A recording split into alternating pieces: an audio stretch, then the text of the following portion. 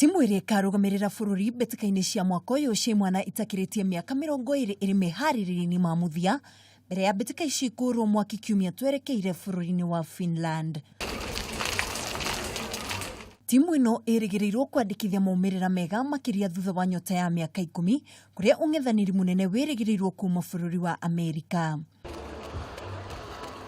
Gũkĩrĩ ũguo mũrũgamĩrĩri wa timu ĩno nĩ oigĩte atĩ arĩ na ũmĩrĩru na imwana ici kuona nĩ makoretwo meharĩrĩirie na njĩra njega. We are ready. We have been in the camp training for the last 21 days. We are now ready to go to Finland, and the team is in very good spirits, and they are prepared for the war. Kenya yandĩkithĩtie ũhotani maita matatũ mbĩtĩka-inĩ ici mwaka wa 2000 mũciĩ wa Santiago, 2006 mwena wa Beijing na 2010 bũrũri-inĩ wa Canada kũrĩa Ateng'eri Mwangangi na Masicherono mahotire ngoga cia dhahabu.